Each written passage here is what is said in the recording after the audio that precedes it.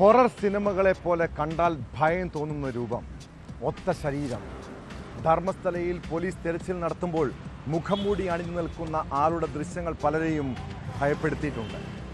ധർമ്മസ്ഥലയിൽ കൊലപാതക പരമ്പര നടന്നെന്ന് വെളിപ്പെടുത്തൽ നടത്തിയ മുൻ ശുചീകരണ തൊഴിലാളിയുടെ മുഖംമൂടി മാറ്റുമ്പോൾ ചില കെട്ടുകഥകളുടെ ചുരുളുമഴിയുകയാണ്.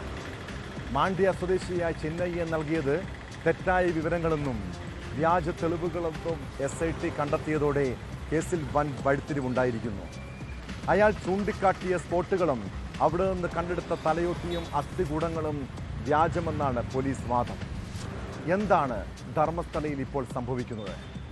പോലീസ് കേസ് അട്ടിമറിക്കുകയാണോ, അതോ സാക്ഷിയുടെ മൊഴികൾ പച്ചക്കള്ളമാണോ? അങ്ങനെയെങ്കിൽ ആരാണ് അയാൾക്ക് പിന്നിൽ? ഇതോടൊപ്പം ആലപ്പുഴ പള്ളിപ്പുറത്തെ ഐഷ തിരോധാന കേസിലും പോലീസിന് നിർണായക തെളിവുകൾ ലഭിച്ചിരിക്കുന്നു. വിശദമായി പരിശോധിക്കുകയാണ് പോലീസ് പട്രോൾ. സ്വാഗതം.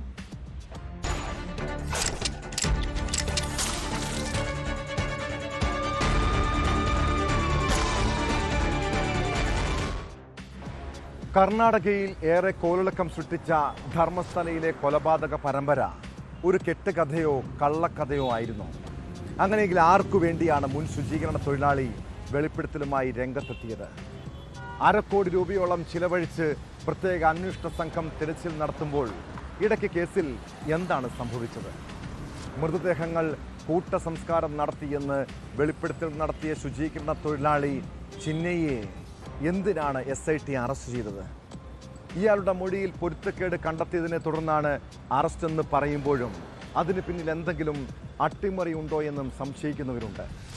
അതിനിടെ പതിറ്റാണ്ടുകൾക്ക് മുൻപ് കാണാതായെന്ന് പറയുന്ന അനന്യ ഭട്ട് എന്ന MBBS വിദ്യാർത്ഥിനിയുടെ തിരോധാന കേസിലും വൻ വഴിത്തിരിവുണ്ടാകുന്നു. തനിക്ക് അങ്ങനെയൊരു മകളില്ലെന്നും എല്ലാവരോടും കള്ളം പറഞ്ഞതാണെന്നും സുജാത ഭട്ട് വ്യക്തമാക്കി.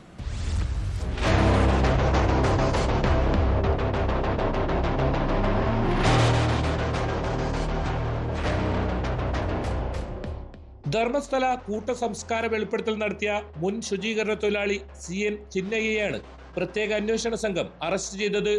കഴിഞ്ഞ 2 ദിവസങ്ങളിലായി SIT കസ്റ്റഡിയിലായിരുന്നു ഇയാൾ.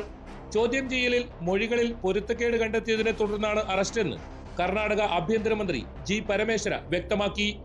ബെൽത്തങ്ങാടി കോടതിയിൽ ഹാജരാക്കിയ ഇയാളെ 10 ദിവസത്തേക്ക് പ്രത്യേക അന്വേഷണ സംഘത്തിന്റെ കസ്റ്റഡിയിൽ വിട്ടു. ജൂലൈ 3-നാണ് ഇയാൾ ധർമ്മസ്ഥല പോലീസിൽ പരാതി നൽകിയത്. പ്രായപൂർത്തിയാകാത്ത പെൺകുട്ടികൾ ഉൾപ്പെടെ 100ഓളം പേരെ ധർമ്മസ്ഥലയിൽ വിവിധയിടങ്ങളിൽ സംസ്കരിച്ചിട്ടുണ്ടെന്നായിരുന്നു വെളിപ്പെടുത്തൽ. തുടർന്ന് ജൂലൈ 19-ന് കർണാടക സർക്കാർ പ്രത്യേക അന്വേഷണ സംഘത്തെ രൂപീകരിച്ചു. കേസിലെ സാക്ഷിയായ ശുചീകരണ തൊഴിലാളി ചൂണ്ടിക്കാട്ടിയ 17 ഇടങ്ങളിലാണ് മണ്ണു നീക്കി പരിശോധന നടത്തിയത്. ഇതിൽ പോയിന്റ് 6-ലും 11A-യിൽ നിന്നും മനുഷ്യന്റെ അസ്ഥികൂടങ്ങൾ കണ്ടെത്തിയിരുന്നു.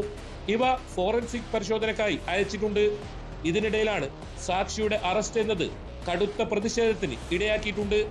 കേസ് അട്ടിമറിക്കാനായുള്ള നീക്കത്തിന്റെ ഭാഗമാണ് ശുചീകരണ തൊഴിലാളിയുടെ അറസ്റ്റ് എന്ന് ജസ്റ്റിസ് ഫോർ സൗജന്യ ആക്ഷൻ കമ്മിറ്റി ഭാരവാഹികൾ ആരോപിച്ചു. ആക്ഷൻ കമ്മിറ്റി നേതാവ് മഹേഷ് ഷെട്ടി തിമരോടിയെ മറ്റൊരു കേസിൽ അറസ്റ്റ് ചെയ്ത് റിമാൻഡിൽ കഴിയവെയാണ് പുതിയ സംഭവ വികാസങ്ങൾ ഉണ്ടായത്. ഇതും സംശയത്തിന് ഇടയാക്കിയിട്ടുണ്ട്.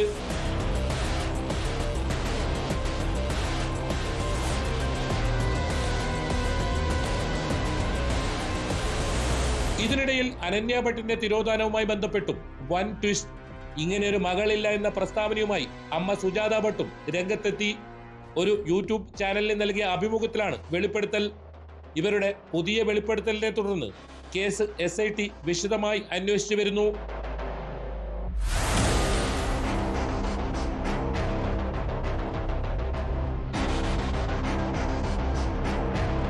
ന്യൂസ് 18 ധർമ്മസ്ഥല. ആലപ്പുഴ പള്ളിപ്പുറത്തെ സെബാസ്റ്റ്യൻ കൊലപ്പെടുത്തിയെന്ന് സംശയിക്കുന്നവരുടെ പട്ടികയിലെ 3-ാമത്തെ പേരാണ് ഐഷ. ന്യൂസ് 18-ന്റെ അന്വേഷണ പരമ്പരയിലാണ് ഈ വീട്ടമ്മയെക്കുറിച്ചുള്ള സൂചനകൾ പുറം ലോകമറിഞ്ഞത്. ഇതോടെ ഐഷയുടെ തിരോധാന കേസും ഏറെ ചർച്ച ചെയ്യപ്പെട്ടു. സെബാസ്റ്റ്യൻ തന്നെയാണ് ഇവരെയും കൊലപ്പെടുത്തിയതെന്ന മുൻ പെൺസുഹൃത്ത് റോസമ്മയുടെ വെളിപ്പെടുത്തൽ കേസിൽ വഴിത്തിരിവായി. ഒടുവിൽ ഐഷയെയും സെബാസ്റ്റ്യൻ കൊലപ്പെടുത്തിയതാണെന്ന നിഗമനത്തിലാണ് പോലീസ്. ഇതോടെ ജില്ലാ പോലീസ് മേധാവിയുടെ നിർദ്ദേശപ്രകാരം കേസന്വേഷണത്തിന് പ്രത്യേക സംഘത്തെ രൂപീകരിച്ചു. കേസിൽ സെബാസ്റ്റ്യനെ പ്രതി ചേർക്കുമെന്നാണ് പോലീസ് നൽകുന്ന വിവരം.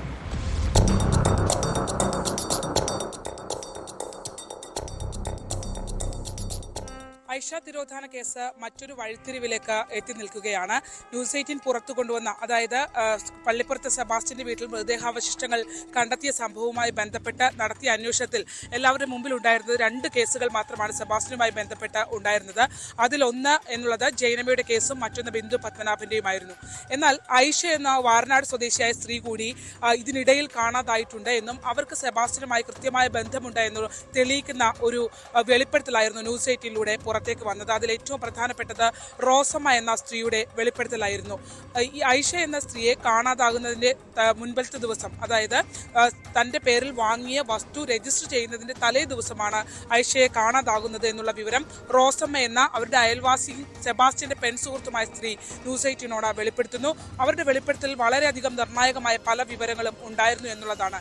അതിൽ ഏറ്റവും പ്രധാനപ്പെട്ടത് തന്റെ പേരിൽ ഭൂമി വാങ്ങുന്നതിനായി കരുതി വെച്ചിരുന്ന പണം ഐഷ സെബാസ്റ്റ്യന് നൽകിയിട്ടുണ്ടാകും.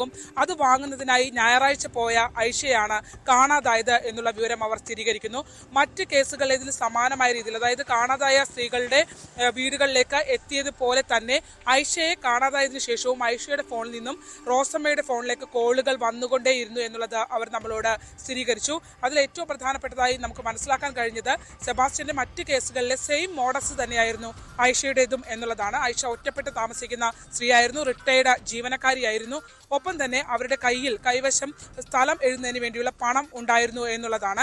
ആ രീതിയിൽ അവർ പറഞ്ഞ കാര്യങ്ങൾ, റോസമ്മ പറഞ്ഞ കാര്യങ്ങൾ വളരെ പ്രധാനപ്പെട്ടതായിരുന്നു.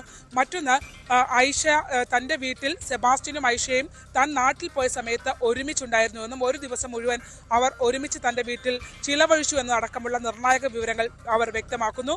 ഞായറാഴ്ച പള്ളിയിൽ പോയ സമയത്ത് തൻ്റെ ഫോണിലേക്ക് ഐഷയുടെ നിരവധി കോളുകൾ വന്നിരുന്നു. പള്ളിയിലായിരുന്നതിനാൽ തനിക്കത് എടുക്കാൻ കഴിഞ്ഞില്ല എന്നുള്ളതാണ് അവർ വ്യക്തമാക്കിയത്. ഈ വെളിപ്പെടുത്തൽ ന്യൂസ് 18 പുറത്തുവിടുന്നു. അതിന് പിന്നാലെ തന്നെ ഈ റോസമ്മ പറഞ്ഞ കാര്യങ്ങളിലെ ചില വൈരുദ്ധ്യങ്ങൾ കൂടി നമ്മൾ എടുത്തു കാട്ടുന്നു. അതായത് ഐഷ തിരോധാനത്തിന് ശേഷം റോസമ്മയും സെബാസ്റ്റ്യനും തമ്മിൽ ഒരു ബന്ധവുമില്ലായിരുന്നു എന്നാണ് അവർ പറഞ്ഞതെങ്കിൽ മറ്റൊരു ഘട്ടത്തിൽ അങ്ങനെയല്ല, 2017 വരെ സെബാസ്റ്റ്യനും റോസമ്മയും തമ്മിൽ ബന്ധമുണ്ടായിരുന്നു എന്നും അതൊരു വിവാഹത്തിലേക്ക് വരെ എത്തുന്നതിന്റെ അതിന്റെ പടിവാതുക്കൾ വരെ എത്തിയ ബന്ധമാണ് അതെന്നുള്ള അവർ സ്ഥിരീകരിക്കുന്നു. പിന്നാലെ ക്രൈംബ്രാഞ്ചും ഒപ്പം തന്നെ സ്പെഷ്യൽ ബ്രാഞ്ച് അടക്കമുള്ള അന്വേഷണ സംഘങ്ങൾ റോസമ്മയുടെ വീട്ടിലെത്തുന്നു. ചേർത്തല പോലീസും എത്തുന്നു. ഐഷ തിരോധാനത്തിൽ സെബാസ്റ്റ്യന് പങ്കുണ്ട് എന്നുള്ള സംശയത്തിന്റെ നിഴലിലേക്ക് എത്തി എന്നുള്ളതാണ്. തുടർച്ചയായി, അതായത് NCSന്റെ സംഘം ഭൂമി പരിശോധനക്കായി എത്തിയ ഘട്ടത്തിൽ റോസമ്മയുടെ വീട്ടിലും അവരെത്തി. മൃതദേഹാവശിഷ്ടങ്ങൾ ഉണ്ടോ എന്ന് അവരുടെ ഫാമിലടക്കം തിരച്ചിൽ നടത്തുന്നു. റോസമ്മ പറയുന്ന കാര്യങ്ങൾ പൂർണ്ണമായി ശരിയല്ല എന്നൊരു നിഗമനത്തിലേക്ക് അന്വേഷണ സംഘം എത്തുകയും പലതും അവർ ഒളിക്കുന്നുണ്ട് എന്നുള്ള ഒരു നിലപാടിലേക്ക് വരികയും ഒക്കെ ചെയ്തിട്ടുണ്ട്. എന്തായാലും ആ ഒരു വെളിപ്പെടുത്തലോട് കൂടി അൺഡിക്റ്റഡ് എന്ന ചേർത്തല പോലീസ് എഴുതി തള്ളിയ ഒരു കേസ് വീണ്ടും റീഓപ്പൺ ചെയ്യാൻ ന്യൂസ് 18ന്റെ ആ ഒരു വാർത്ത കാരണമായി എന്നുള്ളതാണ്. ആ കേസ് റീഓപ്പൺ ചെയ്തു. ഇപ്പോൾ അതിനുവേണ്ടി ഒരു പ്രത്യേക അന്വേഷണ സംഘത്തെ കൂടി ഇപ്പോൾ ജില്ലാ പോലീസ് മേധാവി അത്തരമൊരു പ്രത്യേക അന്വേഷണ സംഘത്തിന് അതിന്റെ അന്വേഷണ ചുമതല നൽകിയിരിക്കുന്നു എന്നുള്ളതാണ്. ചേർത്തല സിയുടെ നേതൃത്വത്തിലുള്ള സംഘമായിരിക്കും, 9 അംഗ സംഘമായിരിക്കും അന്വേഷിക്കുക. തിരോധാന കേസായി നിലനിൽക്കുന്ന കേസ് 302 അടക്കമുള്ള വകുപ്പുകൾ ചേർത്തുകൊണ്ട് കൊലപാതക കേസായി സെബാസ്റ്റ്യനെ പ്രതി ചേർത്തുകൊണ്ട് അതിന്റെ വകുപ്പുകൾ മാറ്റം വരുത്തുന്നതിനുള്ള ഒരു തീരുമാനത്തിലേക്ക് വരെ അന്വേഷണ സംഘം എത്തിയിരിക്കുന്നു എന്നുള്ളതാണ്. അതാണ് ഗ്യാസ് ഏജൻസി ഒന്ന് ഗ്യാസ് വന്നിരിക്കുന്ന പുതിയ ഇൻഫർമേഷൻ. ആ ഫയലിൽ മുമ്പുണ്ടായിരുന്നൊരു ബാങ്ക് അക്കൗണ്ടിൽ ഇവർക്ക് ഓൾറെഡി അവിടുന്ന് ഇത് പെൻഷൻ കിട്ടിക്കൊണ്ടിരുന്നിരുന്നത്. അതൊരു പെർട്ടിക്കുലർ 2012 കഴിഞ്ഞതിന് ശേഷം പിന്നെ റിസീവ് ചെയ്തത്. ഇപ്പോൾ ടോട്ടൽ ഒരു എമൗണ്ട് 2.5 lakhs ഇപ്പം ഉണ്ട്. ആ എമൗണ്ട് ഉണ്ട്. അതിൻ്റെ അർത്ഥം അതിന് ശേഷം പിന്നെ അവരത് വാങ്ങിയിട്ടില്ല. ആലപ്പുഴയിൽ നിന്നും ശരണ്യ സ്നേഹജൻ, ന്യൂസ് 18.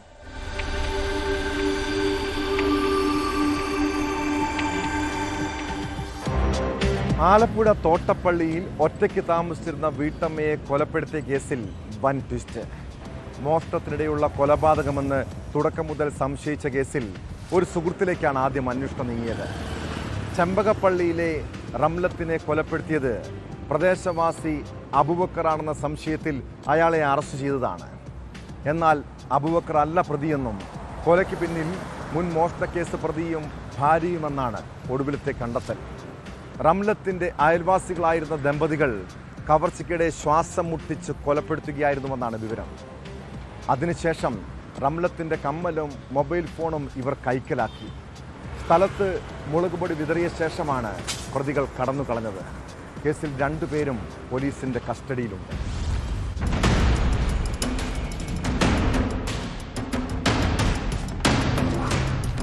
തോട്ടപ്പള്ളിയിൽ വയോധികയെ മരിച്ച നിലയിൽ കണ്ടെത്തിയ സംഭവത്തിലാണ്, ആ കേസിലാണ് ഇപ്പോൾ വൻ ട്വിസ്റ്റുകൾ ഉണ്ടായിക്കൊണ്ടിരിക്കുന്നത്. അമ്പലപ്പുഴ ഡിവൈഎസ്പി നേതൃത്വത്തിൽ നടത്തിയ പത്രസമ്മേളനത്തിൽ വ്യക്തമാക്കിയത് ഈ മരണപ്പെട്ട സ്ത്രീയുടെ താമസിച്ചിരുന്ന വീടിന് തൊട്ടടുത്തുള്ള പള്ളിയിൽ ജോലി ചെയ്യുന്ന അബൂബക്കർ എന്ന് പറഞ്ഞ വ്യക്തിയാണ് ഈ കൊല നടത്തിയത് എന്നുള്ള സ്ഥിരീകരണം പോലീസ് നമ്മളോട് നടത്തിയിരുന്നു. ഒപ്പം തന്നെ അവർ വ്യക്തമാക്കിയൊരു പ്രധാനപ്പെട്ട കാര്യം, ഈ വ്യക്തിയെ കൊണ്ടുപോയി തെളിവെടുപ്പിന് കൊണ്ടുപോകുന്നു, മൊബൈൽ ഫോൺ കണ്ടെടുത്തു, അതായത് വയോധികയുടെ മൊബൈൽ ഫോൺ അബൂബക്കറിൽ നിന്ന് കണ്ടെടുത്തു എന്നതടക്കം കാര്യങ്ങൾ ഇവർ പറയുകയും ചെയ്യുന്നു. മാത്രമല്ല ഇവർ തമ്മിൽ വർഷങ്ങളായി ബന്ധമുണ്ടായിരുന്ന ആളുകളാണ്. ഒപ്പം തന്നെ ഈ മരണപ്പെട്ടു എന്ന് കരുതുന്ന ദിവസം രാത്രി അബൂബക്കർ ആ വീട്ടിലെത്തിയിട്ടുണ്ട്, ബലാത്കാരം അടക്കമുള്ള കാര്യങ്ങൾ നടന്നിട്ടുണ്ട് എന്നടക്കമുള്ള കാര്യങ്ങൾ പോലീസ് സ്ഥിരീകരിക്കുന്നു. അതേ തുടർന്ന് ഇവർ മരണപ്പെട്ടു എന്നുള്ള രീതിയിലാണ് പോലീസ് ആദ്യം വിശദീകരിക്കുന്നത്, മാധ്യമങ്ങളോടക്കം പറയുന്നത്. തുടർന്ന് അബൂബക്കറിനെ റിമാൻഡ് ചെയ്യുകയും ഈ കേസിൽ റിമാൻഡ് ചെയ്യുകയും ചെയ്യുന്നു. എന്നാൽ ഒരു വലിയ ട്വിസ്റ്റ് ആ കേസിൽ ഉണ്ടായിരിക്കുന്നു എന്നുള്ളതാണ്. അതായത് അബൂബക്കർ അല്ല ഇവരെ കൊലപ്പെടുത്തിയത്, വയോധികയെ കൊലപ്പെടുത്തിയത് എന്നുള്ള ഒരു വിവരണത്തിലേക്കാണ് പോലീസ് പോകുന്നത്. 2 പേരെ കൂടി ഈ കേസിൽ അറസ്റ്റ് ചെയ്തിട്ടുണ്ട്. കരുനാഗപ്പള്ളിയിൽ നിന്നാണ് ഈ അറസ്റ്റ് ഉണ്ടായിട്ടുള്ളത്. കൊല്ലം ജില്ലയിൽ നിന്നാണ് ഈ അറസ്റ്റ് ഉണ്ടായിട്ടുള്ളത്. അത് തൃക്കുന്നപ്പുഴ സ്വദേശിയായ സൈൻലാബ്ദിനും ഭാര്യ അനീഷയുമാണ്. ഈ അനീഷയും സൈൻലാബ്ദിനും ഇതിനു മുമ്പ് താമസിച്ചിരുന്നത് ഈ കൊല്ലപ്പെട്ട സ്ത്രീയുടെ വീടിനടുത്താണ്. ഇവരുമായി നേരത്തെ മുൻവൈരാഗ്യമുണ്ട് എന്ന് സ്ഥിരീകരിക്കുന്നു. ഈ അബൂബക്കർ പോയതിനു ശേഷം ഇവർ വീട്ടിലെത്തിയിട്ടുണ്ട്. ഈ മരണപ്പെട്ട സ്ത്രീയെ, അതായത് അവർ മരണപ്പെട്ടു എന്ന് അബൂബക്കർ കരുതുകയായിരുന്നു. പക്ഷേ ആ സമയത്ത് മരണം സംഭവിച്ചിട്ടുണ്ടായിരുന്നില്ല. ഇവര് ശ്വാസം മുട്ടിച്ച്, അതായത് സൈൻലാബ്ദിനും ഭാര്യയും ചേർന്ന് ശ്വാസം മുട്ടിച്ച് കൊലപ്പെടുത്തുകയും സ്വർണം കവരുകയും ചെയ്തു എന്നുള്ളതാണ് പുതിയ ഈ കേസിലെ പുതിയ അപ്ഡേഷനായി പോലീസ് പറയുന്നത്. അതായത് ഇന്നലെ പറഞ്ഞ കാര്യങ്ങളിൽ നിന്ന് തികച്ചും വിരുദ്ധമായ കാര്യങ്ങളാണ് ഇന്ന് ജില്ലാ പോലീസ് മേധാവി SP മോഹനചന്ദ്രൻ അടക്കമുള്ള ആളുകൾ വിവരിക്കുന്നത്.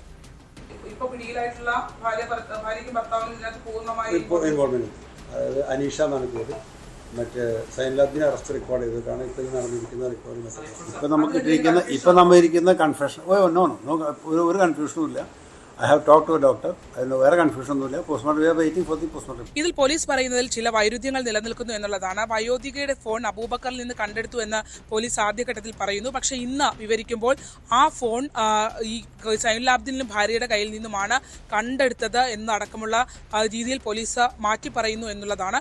ആ ഫോണിനെ കേന്ദ്രീകരിച്ച് നടത്തിയ അന്വേഷണത്തിലാണ് സൈൻലാബ്ദിൻ പിടിയിലായത് എന്ന് പറയുന്നു. പക്ഷേ ഈ വയോധികയുടെ വീടിന്റെ വാതിൽ ചവിട്ടി തുറന്ന നിലയിലായിരുന്നു. വൈദ്യുത ബന്ധം വിച്ഛേദിച്ചിട്ടുണ്ടായിരുന്നു. അതൊക്കെ ചെയ്തത് ഈ ക്രിമിനൽ പശ്ചാത്തലമുള്ള ഇവർ സൈൻലാബ്ദിനും ഭാര്യയുമാണ് എന്നുള്ള വിവരണമാണ് പോലീസിന്റെ ഭാഗത്തു നിന്നുണ്ടാകുന്നത്. പക്ഷേ കഴിഞ്ഞ ദിവസങ്ങളിൽ ഇതെല്ലാം അബൂബക്കർ ചെയ്തു എന്നുള്ള രീതിയിലുള്ള ഒരു വിശദീകരണത്തിലാണ് പോലീസ് ഉറച്ചു നിന്നത്. എന്തായാലും നിലവിൽ പുതിയ നിയമപ്രകാരമുള്ള കൊലപാതക കുറ്റത്തിനുള്ള വകുപ്പുകൾ ചുമത്തിക്കൊണ്ട് അബൂബക്കർ റിമാൻഡിലാണ് എന്നുള്ളതാണ്. അതിനെതിരെ ശക്തമായ പ്രതിഷേധവുമായി അദ്ദേഹത്തിന്റെ കുടുംബവും രംഗത്ത് വന്നിട്ടുണ്ട്. കാരണം കൊലപാതകം ചെയ്തില്ല എന്ന് പോലീസ് ഇപ്പോൾ അബൂബക്കർ കൊലപാതകം ചെയ്തില്ല എന്ന് പോലീസ് ഉറപ്പിച്ചു പറയുകയാണ്. അതേസമയം അങ്ങനെ കൊലപാതകം നടന്നിട്ടില്ലെങ്കിൽ മറ്റ് ബലാത്കാരം ഉൾപ്പെടെയുള്ള വകുപ്പുകൾ നിലനിൽക്കുന്നുണ്ട്. അത് അബൂബക്കറിന്റെ മേൽ ഉണ്ടാകും. അതിന്റെ മേലുള്ള അത്തരം മാറ്റങ്ങൾ വരുത്തി, വകുപ്പുകൾ മാറ്റങ്ങൾ വരുത്തി കോടതിയെ അറിയിക്കുമെന്നുള്ളതാണ് ജില്ലാ പോലീസ് മേധാവി വ്യക്തമാക്കിയിരിക്കുന്നത്. അതുപോലും പോലീസ് കരുതിക്കൂട്ടി അത്തരം കാര്യങ്ങൾ ഉണ്ടാക്കുന്നതാണ്. അതിനപ്പുറം തന്റെ പിതാവ് നിരപരാധിയാണെന്ന് അടക്കമുള്ള കാര്യങ്ങളുമായി പരാതിയുമായി മുഖ്യമന്ത്രിക്കും DGPയും ഒക്കെ സമീപിച്ചുകൊണ്ട് അബൂബക്കറിന്റെ കുടുംബവും ഇപ്പോൾ രംഗത്ത് എത്തി എന്നുള്ളതാണ്. ഇതിൽ ഏറ്റവും വലിയ ട്വിസ്റ്റ്, പോലീസ് ഈ 2 സമയങ്ങളിലായി എത്തി 2 ആളുകളും ഈ കേസിനകത്ത് തങ്ങളാണ് കൊലപ്പെടുത്തിയെന്ന് കുറ്റസമ്മതം നടത്തുന്ന ഘട്ടത്തിൽ പോലും ഇവരുടെ മരണം കൊലപാതകമാണോ എന്നുള്ള ഒരു ആധികാരികമായൊരു ശാസ്ത്രീയമായൊരു വിലയിരുത്തലിലേക്ക് എത്താൻ ഇതുവരെ കഴിഞ്ഞിട്ടില്ല എന്നുള്ളതാണ്. കാരണം ഇവർ ശ്വാസം മുട്ടിയാണ് കൊല്ലപ്പെട്ടത് എന്ന് സ്ഥിരീകരിക്കത്തക്ക രീതിയിലുള്ള ഒരു പോസ്റ്റ്മോർട്ടം റിപ്പോർട്ടോ മറ്റു കാര്യങ്ങളോ ഇതുവരെ അന്വേഷണ സംഘത്തിൽ ലഭിച്ചിട്ടില്ല എന്നുള്ള സൂചനയും നമുക്ക് കിട്ടുന്നുണ്ട്.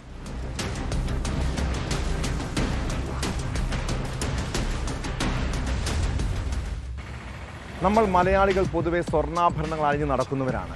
സ്വർണം ഇട്ടില്ലെങ്കിൽ എന്തോ ദാരിദ്ര്യാവസ്ഥയിലാണെന്ന് തോന്നലാണ് പലർക്കും. എന്നാൽ ഒരു തരി പൊന്നിന് തൊട്ടാൽ പൊള്ളുന്ന വിലയാണ്. അതുകൊണ്ട് തന്നെ ഒരൽപ്പം സ്വർണത്തിന് വേണ്ടി കൊലയും നടത്താൻ പോലും മടിയില്ലാത്തവരുണ്ട് ഇവിടെ. കോതമംഗലം ഊന്നുകല്ലിൽ വീട്ടമ്മയെ കൊലപ്പെടുത്തി മൃതദേഹം മാലിന്യ ടാങ്കിനുള്ളിൽ തള്ളിയതും സ്വർണത്തിന് വേണ്ടിയാണ്. പെരുമ്പാവൂർ സ്വദേശിനി ശാന്തയെ കൊലപ്പെടുത്തി 12 പവനോളം സ്വർണം തട്ടിയെടുത്ത ശേഷമാണ് മൃതദേഹം വേസ്റ്റ് ടാങ്കിൽ ഉപേക്ഷിച്ചത്. സംഭവത്തിന് ശേഷം രക്ഷപ്പെട്ട അടിമാലി സ്വദേശി രാജേഷിന് വേണ്ടി പോലീസ് അന്വേഷണം ഊർജിതമാണ്.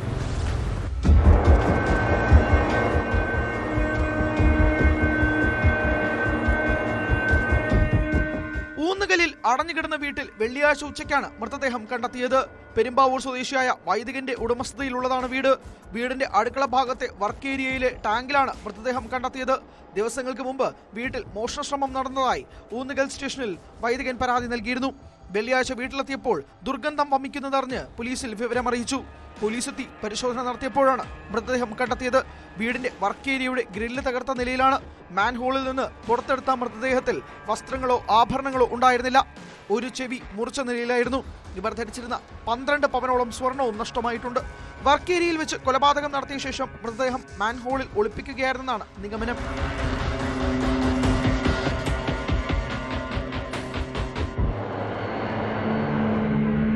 പെരുമ്പാവൂർ വേങ്ങൂർ ദുർഗാദേവി ക്ഷേത്രത്തിന് സമീപം കുന്നത്ത് താഴെ ബേബിയുടെ ഭാര്യ 61 വയസ്സുള്ള ശാന്തയാണ് കൊല്ലപ്പെട്ടതെന്ന് പോലീസ് സ്ഥിരീകരിച്ചു. നേര്യമംഗലത്ത് വാടകയ്ക്ക് താമസിക്കുന്ന അടിമാലി സ്വദേശി പാലക്കാട്ടേൽ രാജേഷാണ് കൊലപാതകത്തിന് പിന്നിലെന്ന് പോലീസ് പറയുന്നു. ഇയാളെ പിടികൂടിയിട്ടില്ല. ഓഗസ്റ്റ് 18 മുതൽ ശാന്തയെ കാണാനില്ലെന്ന് കാട്ടി ബന്ധുക്കൾ പോലീസിൽ പരാതി നൽകിയിരുന്നു. പോസ്റ്റ്മോർട്ടത്തിന് ശേഷം ബന്ധുക്കൾക്ക് വിട്ടു നൽകിയ മൃതദേഹം നേര്യമംഗലം പൊതുശ്മശാനത്തിൽ സംസ്കരിച്ചു. പ്രതിക്കായി തെരച്ചിൽ ഊർജിതമാക്കിയിട്ടുണ്ട്.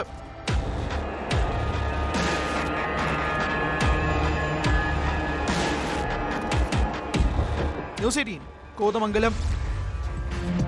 സ്വന്തം കുടുംബജീവിതം തകർന്നാൽ അതിൻ്റെ പഴി മുഴുവൻ മാതാപിതാക്കൾക്കും ബന്ധുക്കൾക്കുമാണ്. അവർ കാരണമാണ് ഞാൻ ഇങ്ങനെ ആയിത്തീർന്നത്. അതിൻ്റെ പേരിൽ വീട്ടിൽ പതിവായി കലഹമുണ്ടാക്കുന്നവരുണ്ട്. കൊല്ലം കരുനാഗപ്പള്ളിയിലെ ബിനുവിൻ്റെ ഭാര്യ പിണങ്ങിപ്പോയത് മുതൽ അമ്മയുമായി ഇയാൾ സ്ഥിരം പ്രശ്നമായി. കഴിഞ്ഞ ദിവസം അമ്മയുമായുള്ള തർക്കം കൊലപാതകത്തിലാണ് കലാശിച്ചത്. പാവുമ്പ സ്വദേശിനി രാജാമണിയമ്മയെ കൊലപ്പെടുത്തിയ കേസിൽ മകൻ ബിനുവിനെ പോലീസ് അറസ്റ്റ് ചെയ്തു. അമ്മയെ ക്രൂരമായി മർദ്ദിച്ചാണ് കൊലപ്പെടുത്തിയതെന്ന് പ്രതി പോലീസിനോട് പറഞ്ഞു.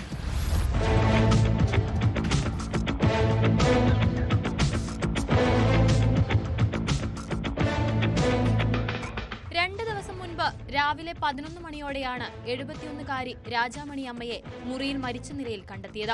സമീപത്തെ വീട്ടിലെത്തിയ മകൻ ബിനു അമ്മ വീട്ടിൽ തൂങ്ങി നിൽക്കുന്നതായി പറയുകയായിരുന്നു. കരുനാഗപ്പള്ളി പോലീസിൽ വിവരമറിയിച്ചതിനെ തുടർന്ന് CI ബിജുവിന്റെ നേതൃത്വത്തിലായിരുന്നു അന്വേഷണം. പോസ്റ്റ്മോർട്ടത്തിൽ ശരീരത്തിലുണ്ടായ 19 മുറിവുകളും ചതവുകളുമാണ് മരണകാരണമെന്ന് കണ്ടെത്തി. പോലീസ് ബിനുവിനെ കസ്റ്റഡിയിലെടുത്ത് ചോദ്യം ചെയ്തതോടെയാണ് കൊലപാതകത്തിന്റെ ചുരുളഴിഞ്ഞത്.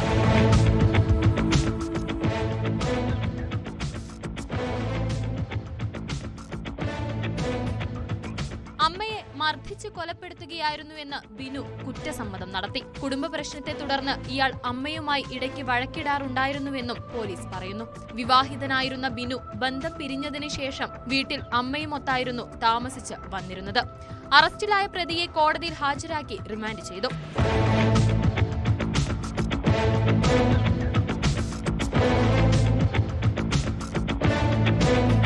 ന്യൂസ് 18 കൊട്ടാരക്കര. കുറെ യുവതികളെ ലൈംഗികമായി ചൂഷണം ചെയ്തതിനെ പല രീതിയിൽ നിങ്ങൾക്ക് ന്യായീകരിക്കാം. ഒരാളും പരാതിയുമായി പോലീസിനെ സമീപിച്ചില്ലല്ലോ എന്നൊക്കെ പറഞ്ഞ് തൽക്കാലം തടിയൂരാം. എന്നാൽ ഒരു ഗർഭസ്ഥ ശിശുവിനെ ഇല്ലാതാക്കാൻ രാഹുൽ മാങ്കൂട്ടത്തിൽ MLA നിർബന്ധിച്ചെങ്കിൽ അയാൾക്ക് മാപ്പ് കൊടുക്കാനാകില്ല. എന്തെങ്കിലും കലക്കി തന്ന് കൊല്ലാനാണോ അതിനെത്ര സെക്കൻഡ് വേണമെന്നാണ് കരുതുന്നത്? രാഹുൽ ഗർഭചിത്രത്തിന് യുവതിയെ നിർബന്ധിക്കുന്ന ടെലിഫോൺ സംഭാഷണത്തിലെ കൂടുതൽ വിവരങ്ങൾ പുറത്തു വന്നു. അതിനിടെ രാഹുലിനെതിരായ പരാതികളിൽ വനിതാ കമ്മീഷൻ കേസെടുത്തിട്ടുണ്ട്. സ്വമേധയാ കേസെടുത്ത കമ്മീഷൻ പോലീസിനോട് റിപ്പോർട്ട് തേടി.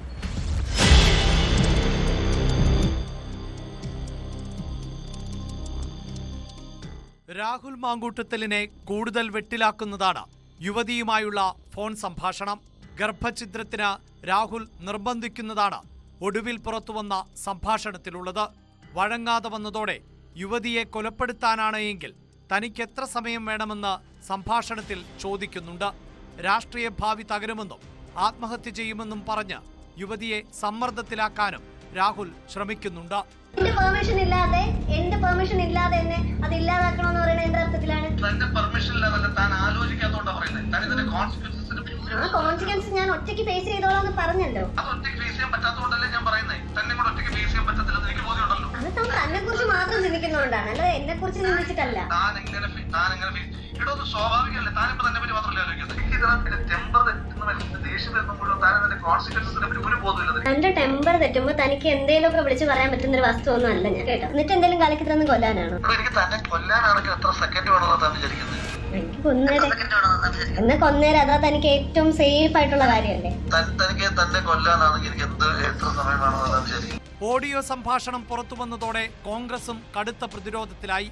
അതിനിടെ രാഹുൽ മാങ്കൂട്ടത്തിൽ MLA-ക്കെതിരായ ആരോപണങ്ങളിൽ വനിതാ കമ്മീഷൻ ഇടപെട്ടു. സ്വമേധയാ കേസെടുത്ത കമ്മീഷൻ പോലീസിനോട് റിപ്പോർട്ട് തേടി. അനുബന്ധ തെളിവുകൾ ലഭിച്ചാൽ കൂടുതൽ നടപടികളിലേക്ക് കടക്കും. മാധ്യമപ്രവർത്തകയും അഭിനേതാവുമായ റിനി ആൻ ജോർജ് രംഗത്തെത്തിയതോടെയാണ് രാഹുലിന് എതിരായ വിവാദങ്ങൾക്ക് തുടക്കമായത്. യുവ നേതാവ് അശ്ലീല സന്ദേശം അയച്ചെന്നും 5 സ്റ്റാർ ഹോട്ടലിലേക്ക് ക്ഷണിച്ചു എന്നുമായിരുന്നു റിനി പറഞ്ഞത്. പിന്നാലെ ആരോപണവുമായി കൂടുതൽ യുവതികൾ രംഗത്തെത്തുകയായിരുന്നു. അതിനിടെ ആരോപണമുന്നയിച്ച ഹണി ഭാസ്കറിനെതിരായ സൈബർ ആക്രമണത്തിൽ പോലീസ് കേസെടുത്തു. 9 പേർക്കെതിരെയാണ് ഹണി ഭാസ്കറിനെതിരായ സൈബർ ആക്രമണത്തിൽ പോലീസ് കേസെടുത്തിട്ടുള്ളത്. തിരുവനന്തപുരം സൈബർ പോലീസാണ് FIR രജിസ്റ്റർ ചെയ്തത്. രാഹുലിന്റെ രാജി ആവശ്യപ്പെട്ട് CPIM-ഉം BJP-യും പ്രതിഷേധം തുടരുകയാണ്.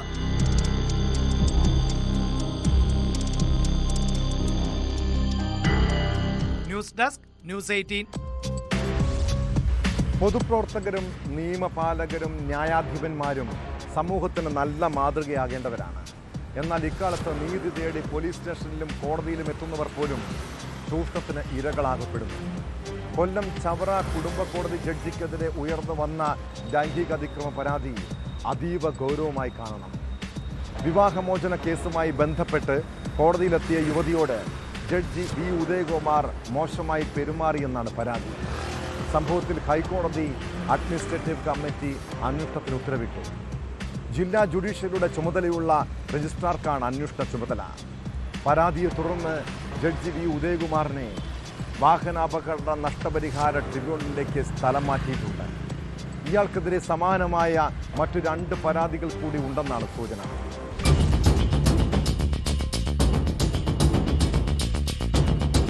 ഇക്കഴിഞ്ഞ 19-നാണ് ചവറ കുടുംബ കോടതിയിൽ വിവാഹമോചന കേസുമായി ബന്ധപ്പെട്ടെത്തിയ സ്ത്രീക്ക് ദുരനുഭവമുണ്ടായതെന്നാണ് പരാതി. കുടുംബ കോടതി ജഡ്ജ് V. ഉദയകുമാർ ചേംബറിൽ വെച്ച് യുവതിയോട് ലൈംഗികാതിക്രമം നടത്തിയെന്നാണ് പരാതി. സമാനമായ 2 പരാതികൾ കൂടി ഉണ്ടെന്നാണ് സൂചന. ജില്ലാ ജഡ്ജിക്ക് നൽകിയ പരാതി ഹൈക്കോടതിക്ക് കൈമാറുകയായിരുന്നു. ആരോപണ വിധേയനായ കുടുംബ കോടതി ജഡ്ജ് V. ഉദയകുമാറിനെ തൊട്ടടുത്ത ദിവസം വാഹനാപകട നഷ്ടപരിഹാര ട്രിബ്യൂണലിലേക്ക് സ്ഥലം മാറ്റി. ഹൈക്കോടതി അഡ്മിനിസ്ട്രേറ്റീവ് കമ്മിറ്റി അന്വേഷണത്തിന് ഉത്തരവിട്ടിട്ടുണ്ട്.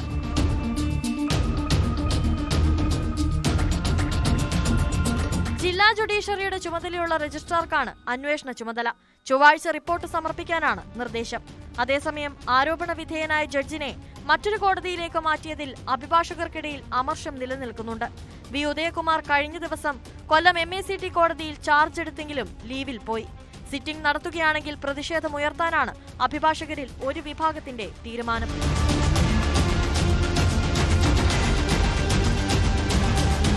ന്യൂസ് 18 കൊല്ലം. കുടുംബസമേതം കേരളത്തിൽ തൊഴിൽ തേടി എത്തുന്ന ഇതര സംസ്ഥാന തൊഴിലാളികൾ പകൽ സമയങ്ങളിൽ ജോലിക്ക് പോകുമ്പോൾ അവരുടെ മക്കളുടെ സുരക്ഷ വലിയ ചോദ്യചിഹ്നമാണ്. ഇങ്ങനെ വീട്ടിൽ തനിച്ചാകുന്ന കുട്ടികളെ ചതിവലയിൽ വീഴ്ത്താനും അവരെ ചൂഷണം ചെയ്യാനും മലയാളികൾ തന്നെ രംഗത്തുണ്ട്. കോഴിക്കോട് രാമനാട്ടുകരയിൽ ബംഗാൾ സ്വദേശിനിയായ 15-കാരിയെ ക്രൂരമായി ബലാത്സംഗം ചെയ്തത് പ്രണയം നടിച്ചടുത്തുകൂടിയ യുവാവാണ്. കുട്ടിക്ക് മയക്കുമരുന്ന് നൽകി 5 പേർ ചേർന്ന് പീഡിപ്പിച്ചെന്നാണ് കുടുംബത്തിൻ്റെ പരാതി. എന്നാൽ ഈ വാദം തള്ളിയ പോലീസ് ഒരാൾ മാത്രമാണ് കുട്ടിയെ ലൈംഗികമായി പീഡിപ്പിച്ചതെന്ന് പറയുന്നു. കേസിൽ ഒരാൾ പോലീസിൻ്റെ കസ്റ്റഡിയിലുണ്ട്. ഒളിവിൽ പോയ മുഖ്യപ്രതിയെ ഉടൻ പിടികൂടാൻ കഴിയുമെന്നാണ് പോലീസിന്റെ പ്രതീക്ഷ.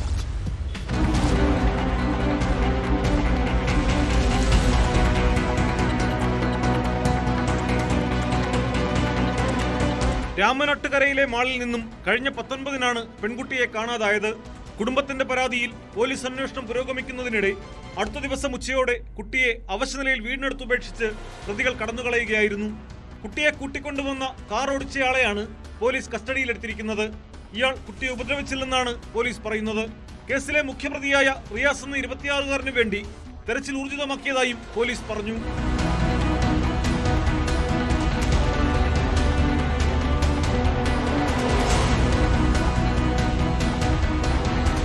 മാളിൽ നിന്നും കൂട്ടിക്കൊണ്ടുപോയ ശേഷം കുട്ടിക്ക് മയക്കുമരുന്ന് നൽകി അടുത്തുള്ള മുറിയിലെത്തിച്ചാണ് ബലാത്സംഗം ചെയ്തത്. ഈ സമയം മറ്റു 4 പേർ കൂടി സ്ഥലത്തുണ്ടായിരുന്നെങ്കിലും ഇവർ ഉപദ്രവിച്ചില്ലെന്നും പോലീസ് പറയുന്നു. എന്നാൽ പോലീസിന്റെ വാദം കുടുംബം തള്ളുകയാണ്. തട്ടിക്കൊണ്ടുപോകപ്പെട്ട ശേഷം തിരികെ വീട്ടിലെത്തിയ കുട്ടി 5 പേർ തന്നെ ഉപദ്രവിച്ചതായി പറഞ്ഞതായി അമ്മയും വലിയമ്മയും പറയുന്നു. കുട്ടിക്ക് ദുരനുഭവമുണ്ടായി 4 ദിവസം കഴിഞ്ഞിട്ടും കാണാൻ അനുവദിക്കാത്തത് എന്തുകൊണ്ടെന്നും കുട്ടിയുടെ കുടുംബം ചോദിക്കുന്നു. 15-കാരിയെ കൂട്ടബലാത്സംഗം ചെയ്തത് കുട്ടിയുടെ സ്വദേശമായ ബംഗാളിലും ചർച്ചയായി മാറിയിട്ടുണ്ട്. മുഖ്യമന്ത്രി മമതാ ബാനർജിയുടെ നിർദ്ദേശപ്രകാരം ബംഗാൾ പോലീസ് കോഴിക്കോടെത്തി വിവരങ്ങൾ ആരാഞ്ഞിരുന്നു. സംസ്ഥാന ബാലാവകാശ കമ്മീഷനും സംഭവത്തിൽ കേസെടുത്തിട്ടുണ്ട്. മാധ്യമങ്ങളിൽ നിന്നാണ് ഈ ഒരു സംഭവത്തെക്കുറിച്ച് ഞങ്ങൾ മനസ്സിലാക്കുന്നത്. അതുമായി ബന്ധപ്പെട്ട് ഒരു പ്രാഥമിക അന്വേഷണം കമ്മീഷൻ്റെ ഭാഗത്തുനിന്ന് നടത്തിയിട്ടുണ്ട്. സ്വമേധയാ കേസെടുത്തു. ഈ കാര്യത്തിൽ പോലീസ് എഫ്ഐആർ രജിസ്റ്റർ ചെയ്തിട്ടുണ്ട്. അന്വേഷണവും ആരംഭിച്ചിട്ടുണ്ട്. ഏതെങ്കിലും തരത്തിലുള്ള വീഴ്ച ഇത് സംബന്ധിച്ച് പോലീസിൻ്റെ ഭാഗത്തുനിന്നുണ്ടോ എന്നുള്ള കമ്മീഷൻ നിരീക്ഷിക്കും. തീർച്ചയായും പോലീസിൻ്റെ ഭാഗത്തുനിന്ന് നല്ല ഒരു മൂവ്മെന്റ് തന്നെ വളരെ പെട്ടെന്ന് ഉണ്ടായിട്ടുണ്ട് എന്നാണ് മനസ്സിലാക്കുന്നത്. ന്യൂസ് 18 കോഴിക്കോട്. കാസർഗോഡ് പടന്നക്കാട് 10 വയസ്സുകാരിയെ തട്ടിക്കൊണ്ടുപോയി പീഡിപ്പിച്ച കേസ് ഏറെ കോളിളക്കം സൃഷ്ടിച്ചതാണ്. വീട്ടിൽ നിന്ന് പുലർച്ചെ പെൺകുട്ടിയെ തട്ടിക്കൊണ്ടുപോയി പീഡിപ്പിച്ച ശേഷം സ്വർണം കവർന്ന കേസിൽ ദിവസങ്ങൾക്കുള്ളിൽ തന്നെ പ്രതിയെ പിടികൂടുകയും കുറ്റപത്രം സമർപ്പിക്കുകയും ചെയ്തിരുന്നു. സംഭവം നടന്ന് 1.5 വർഷത്തിനുള്ളിൽ കേസിൽ വിധിയും വന്നിരിക്കുകയാണ്. പെൺകുട്ടിയെ പീഡനത്തിന് ഇരയാക്കിയ കുടക് സ്വദേശി സലീം എന്ന സൽമാൻ, സ്വർണം വിൽക്കാൻ സഹായിച്ച ഇയാളുടെ സഹോദരി സുവൈബ എന്നിവർ കുറ്റക്കാരെന്ന് കോടതി കണ്ടെത്തിയിരിക്കുന്നു. പ്രതികൾക്കുള്ള ശിക്ഷ Hosdurg fast track additional sessions കോടതി തിങ്കളാഴ്ച വിധിക്കും.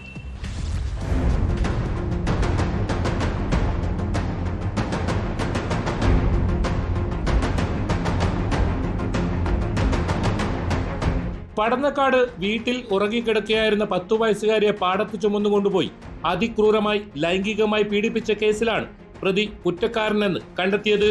കേസിൽ Hosdurg fast track additional sessions കോടതി ജഡ്ജി PM സുരേഷ് തിങ്കളാഴ്ച ശിക്ഷ പ്രഖ്യാപിക്കും. കുടക് നാപ്പോക്ക് സ്വദേശി സലീം എന്ന സൽമാനാണ് 1-ാം പ്രതി. കുട്ടിയുടെ കമ്മൽ മോഷ്ടിച്ച് കൂത്തുപറമ്പിലെ ജ്വല്ലറിയിൽ വിൽപ്പന നടത്താൻ സഹായിച്ച പ്രതിയുടെ സഹോദരി സുവൈബ കേസിൽ 2-ാം പ്രതിയാണ്. ഇവരും കുറ്റക്കാരിയാണെന്ന് കോടതി വിധിച്ചു. അപൂർവങ്ങളിൽ അപൂർവമായ കേസായതിനാൽ പ്രതിക്ക് പരമാവധി ശിക്ഷ നൽകണമെന്നായിരുന്നു പ്രോസിക്യൂഷൻ വാദം. ശിക്ഷ ഇളവ് ചെയ്യണമെന്നും വിവാഹിതനാണെന്നും പ്രായമായ മാതാപിതാക്കളുണ്ടെന്നും പ്രതി കോടതിയിൽ പറഞ്ഞു.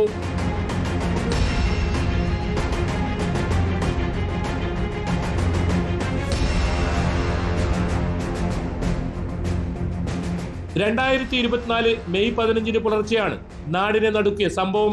പെൺകുട്ടി വല്യച്ഛനൊപ്പം ഉറങ്ങിക്കിടക്കുകയായിരുന്നു. പിന്നീട് വല്യച്ഛൻ പശുവിനെ കറക്കാൻ പോയ സമയത്താണ് പെൺകുട്ടിയെ മുറിയിൽ നിന്നും എടുത്തുകൊണ്ടുപോയി പീഡിപ്പിച്ചത്. വാതിൽ ചാരിയിടുക മാത്രമാണ് ഉണ്ടായിരുന്നത്. വല്യച്ഛൻ പുറത്തിറങ്ങുന്നതും കാത്ത് സൽമാൻ രാത്രി വീടിന് പുറത്ത് കഴിയുകയായിരുന്നു. ഏറെ ദൂരം ചുമന്നുകൊണ്ടുപോയി വയലിൽ വെച്ചാണ് കുട്ടിയെ പീഡിപ്പിച്ചത്. പെൺകുട്ടി ഉണർന്ന് ബഹളം വെച്ചെങ്കിലും ഭീഷണിപ്പെടുത്തുകയും വായ പൊത്തിപ്പിടിക്കുകയും ചെയ്തു. സംഭവത്തിന് ശേഷമാണ് കമ്മലുകൾ ഊരിയെടുത്തത്. പിന്നീട് റെയിൽവേ സ്റ്റേഷനിലെത്തിയ സൽമാൻ കൂത്തുപറമ്പിലെ സഹോദരിയുടെ വീട്ടിലേക്ക് പോവുകയായിരുന്നു. സഹോദരിയുടെ സഹായത്തോടെ സ്വർണ്ണക്കമ്മലുകൾ കൂത്തുപറമ്പിലെ ജ്വല്ലറിയിൽ വിറ്റു. പിന്നീട് ബാംഗ്ലൂർ വഴി ആന്ധ്രയിലേക്ക് കടന്നു. ആന്ധ്രയിൽ ഹോട്ടൽ ജോലി ചെയ്യുന്നതിനിടെയാണ് ഹോസ്ദുർഗ് ഇൻസ്പെക്ടറായിരുന്ന പേരാവൂർ ഡിവൈഎസ്പി MP ആസാദിന്റെ നേതൃത്വത്തിൽ അറസ്റ്റ് ചെയ്തത്. 60 സാക്ഷികളെ കോടതി വിസ്തരിച്ചിരുന്നു. ശാസ്ത്രീയ തെളിവുകളടക്കം 117 രേഖകൾ അന്വേഷണ സംഘം കോടതിയിൽ ഹാജരാക്കി. 39 ദിവസത്തിനുള്ളിൽ കുറ്റപത്രം സമർപ്പിച്ചു എന്ന പ്രത്യേകതയും ഈ കേസിനുണ്ട്. 7 മാസം കൊണ്ടാണ് കേസിൽ വിചാരണ പൂർത്തിയാക്കിയത്.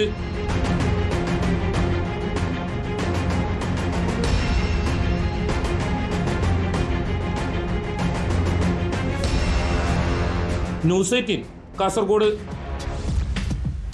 സ്കൂൾ പഠനകാലത്ത് തുടങ്ങിയ പ്രണയം തൊടുപുഴ ഉടുമ്പന്നൂരിലെ ശിവഘോഷും പാറത്തോട് സ്വദേശിനി മീനാക്ഷിയും തമ്മിലുള്ള ബന്ധത്തെക്കുറിച്ച് സുഹൃത്തുക്കൾക്കും ബന്ധുക്കൾക്കും എല്ലാം അറിയാം. ഇരുവരും വിവാഹം കഴിക്കാനും തീരുമാനിച്ചതാണ്.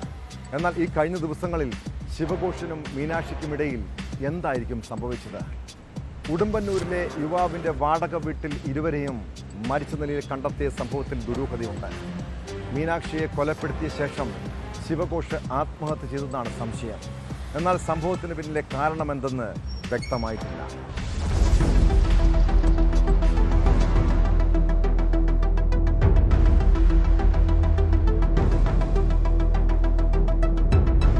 കഴിഞ്ഞ ദിവസം ഉച്ചയ്ക്ക് 1:30 സംഭവം പുറത്തറിയുന്നത്.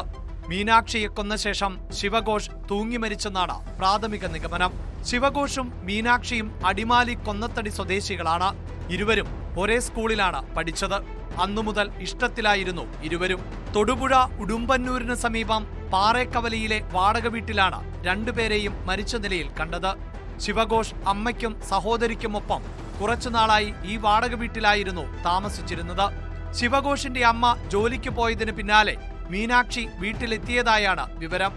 ഉച്ചയ്ക്ക് 12 മണിയോടെ ബന്ധുവായ ആദർശ് ശിവഘോഷിനെ ഫോണിൽ വിളിച്ചു. പലതവണ വിളിച്ചിട്ടും എടുക്കാതെ വന്നതോടെ ആദർശ് പാറേക്കവലിയിലെ വീട്ടിൽ അന്വേഷിച്ചെത്തി. അപ്പോഴാണ് മുറിയിലെ ഫാനിൽ തൂങ്ങി മരിച്ച നിലയിൽ ശിവഘോഷിനെ കണ്ടത്. ഉടൻ തന്നെ മുതലക്കോടത്തെ സ്വകാര്യ ആശുപത്രിയിൽ എത്തിച്ചുവെങ്കിലും ജീവൻ രക്ഷിക്കാനായില്ല. പിന്നാലെ നാട്ടുകാർ വീടിനകത്ത് കയറിയപ്പോഴാണ് ശുചിമുറിയിൽ മീനാക്ഷിയെയും മരിച്ച നിലയിൽ കണ്ടത്.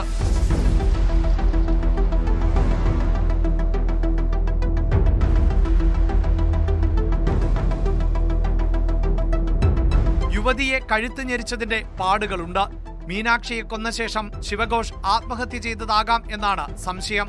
ഇവർ തമ്മിൽ അടുത്ത ദിവസങ്ങളിൽ ചില തർക്കങ്ങൾ ഉണ്ടായിരുന്നതായും പോലീസിന് വിവരം ലഭിച്ചു. വാക്കുതർക്കത്തിന് പിന്നാലെ കൊലപാതകം നടന്നതായാണ് പോലീസിന്റെ പ്രാഥമിക നിഗമനം. പോസ്റ്റ്മോർട്ടം റിപ്പോർട്ട് ലഭിച്ചാൽ മാത്രമേ കൂടുതൽ വ്യക്തത വരൂ. സംഭവത്തിൽ വിശദമായ അന്വേഷണം നടന്നുവരികയാണെന്ന് പോലീസ് പറഞ്ഞു.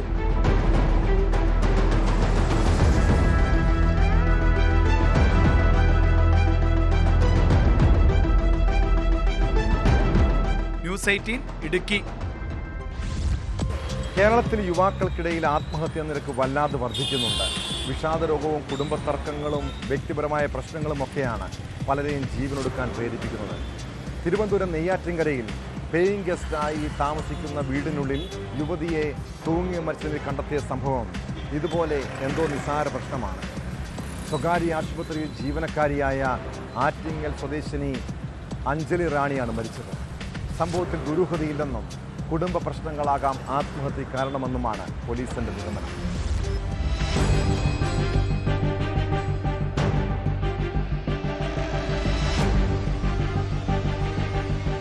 നെയ്യാറ്റിൻകരയിലെ സ്വകാര്യ ആശുപത്രിയിൽ ജീവനക്കാരിയാണ് മരിച്ച അഞ്ജലി റാണി.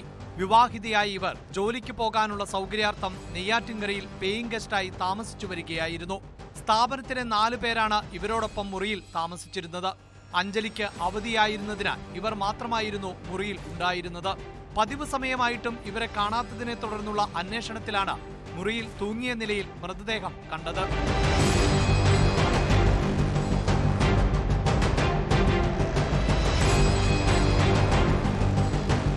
നെയ്യാറ്റിൻകര പോലീസ് സ്ഥലത്തെത്തി പരിശോധന നടത്തി. മൃതദേഹത്തിന് സമീപത്ത് നിന്ന് ഞാൻ പോകുന്നു എന്ന് എഴുതിയ കുറിപ്പ് പോലീസിന് ലഭിച്ചിട്ടുണ്ട്. 28 വയസ്സാണ് അഞ്ജലിക്ക്. മറ്റു ദുരൂഹതകളില്ലെന്നും ആത്മഹത്യ തന്നെയെന്നുമാണ് പോലീസിന്റെ നിഗമനം. എന്നാൽ ആത്മഹത്യയിലേക്ക് നയിച്ച സാഹചര്യം വ്യക്തമല്ല. കുടുംബ പ്രശ്നങ്ങളാണോ കാരണമെന്ന് പോലീസ് അന്വേഷിച്ചു വരികയാണ്.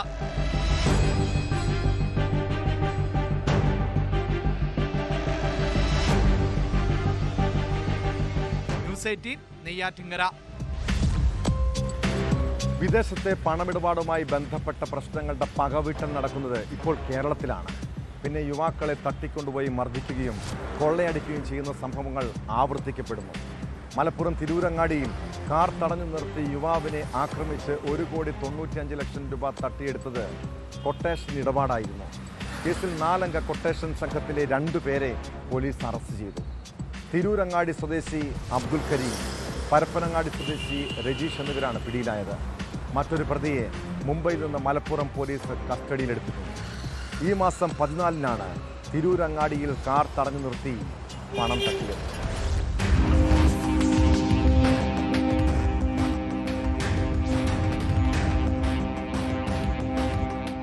കൊടിഞ്ഞിയിൽ നിന്ന് പണം വാങ്ങി താനൂർ ഭാഗത്തേക്ക് പോകുമ്പോൾ തെയ്യാലിങ്ങൽ ഹൈസ്കൂൾ പടിയിൽ വെച്ചായിരുന്നു കവർച്ച.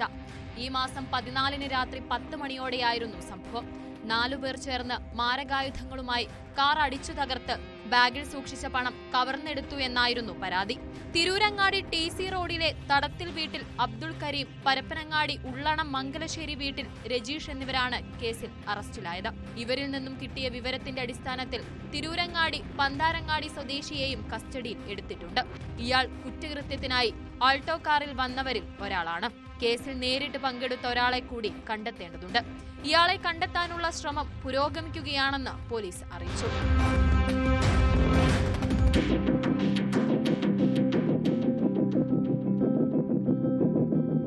ആക്ഷനിലുണ്ടായിരുന്ന 4 പ്രതികളിൽ 3 പേര്, അതായത് 2 പേര് അറസ്റ്റ് ചെയ്തിട്ട് 3ാമത്തെ ഒരാൾ കസ്റ്റഡിയിലുണ്ട്.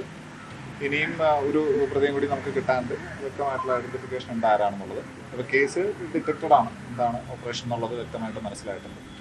കേസിൽ പ്രധാനമായിട്ട് ഇപ്പോൾ നമ്മുടെ പിടിയിലായിരിക്കുന്നത് താനൂർ ഭാഗത്ത് തന്നെ ഓപ്പറേറ്റ് ചെയ്യുന്ന ഒരു പ്രധാനപ്പെട്ട കുറ്റവാളിയായിട്ടുള്ള കളത്തിൽ കരീം എന്ന് പറഞ്ഞ ആളും അയാളുടെ കൂട്ടാളികളുമാണ് ഓപ്പറേഷൻ ചെയ്തിരിക്കുന്നത്. നമ്മുടെ കസ്റ്റഡിയിലുണ്ട്. കവർച്ചയ്ക്ക് ശേഷം ഓഗസ്റ്റ് 16-ന് സംഘം ഗോവയിലേക്ക് കടന്നിരുന്നു. തിരിച്ചുവരുന്ന വഴി കോഴിക്കോട് വെച്ചാണ് 2 പേരെ അറസ്റ്റ് ചെയ്തത്. പണം തട്ടിയെടുക്കാൻ കൊട്ടേഷൻ നൽകിയവരെ കുറിച്ചും പോലീസിന് കൃത്യമായ സൂചന ലഭിച്ചിട്ടുണ്ട്. തട്ടിയെടുത്ത പണം ഉടൻ കണ്ടെത്താൻ കഴിയുമെന്നും പോലീസ് പറഞ്ഞു.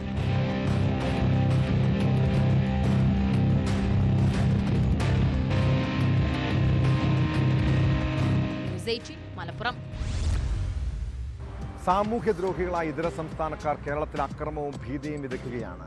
രാത്രി സമയങ്ങളിൽ മദ്യപാനവും ലഹരി ഉപയോഗവും. ലഹരി മൂത്തു കഴിഞ്ഞാൽ ട്രെയിനുകൾക്ക് നേരെ പോലും കല്ലേറ്. പാലക്കാട് ഒറ്റപ്പാലത്ത് ട്രെയിനുകൾക്ക് നേരെ കല്ലെറിഞ്ഞ സംഭവത്തിൽ പിടിയിലായ 4 പേർ സംഘം റെയിൽവേക്കും പോലീസിനും സ്ഥിരം തലവേദനയാണ്.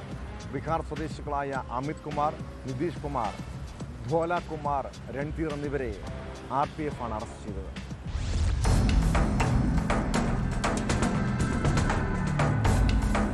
കഴിഞ്ഞ 2 മാസത്തിനിടെയുണ്ടായ സംഭവങ്ങളിൽ 4 കേസുകളാണ് രജിസ്റ്റർ ചെയ്തിരുന്നത്. ഇതിലാണ് അറസ്റ്റ്. ബീഹാർ സ്വദേശികളായ അമിത് കുമാർ, നിതീഷ് കുമാർ, ഭോല കുമാർ, രൺധീർ കുമാർ എന്നിവരാണ് RPFന്റെ പിടിയിലായത്. കഴിഞ്ഞ 18-ന് പുലർച്ചെ 1:10-ന് തിരുവനന്തപുരം സെൻട്രൽ സൂപ്പർഫാസ്റ്റ് എക്സ്പ്രസിന് നേരെ കല്ലെറിഞ്ഞ കേസിൽ നടത്തിയ അന്വേഷണമാണ് പ്രതികളിലേക്ക് എത്തിച്ചത്.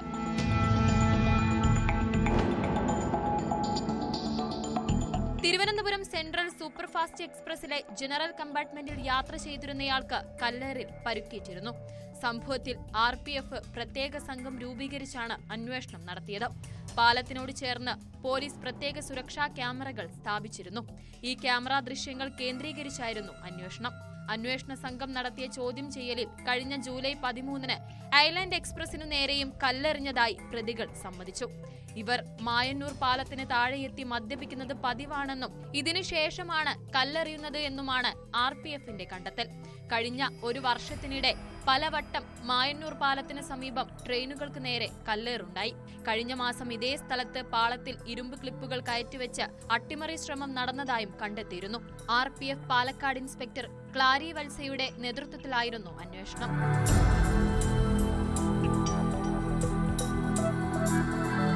ന്യൂസ് 18 പാലക്കാട്. ഈ നാട്ടിൽ നിയമം എല്ലാവർക്കും ഒരുപോലെ ബാധകമാണ്. എന്നാൽ നിയമം കയ്യിലെടുക്കുന്ന ചില ജനപ്രതിനിധികൾ അവർ പറയുന്നത് പോലെ എല്ലാ കാര്യവും നടക്കണമെന്ന് ശാഠ്യം പിടിക്കും. തിരുവനന്തപുരം വർക്കലയിൽ ആശുപത്രിയിൽ ഭീകരാന്തരീക്ഷം സൃഷ്ടിക്കുകയും ആരോഗ്യ പ്രവർത്തകരെ കയ്യേറ്റം ചെയ്യുകയും ചെയ്തത് പഞ്ചായത്ത് അംഗങ്ങൾ ഉൾപ്പെടുന്ന സംഘമാണ്. സംഭവത്തിൽ ഇലകമൺ ഗ്രാമപഞ്ചായത്തിലെ BJP അംഗങ്ങളായ 5 പേർക്കെതിരെ പോലീസ് കേസെടുത്തു.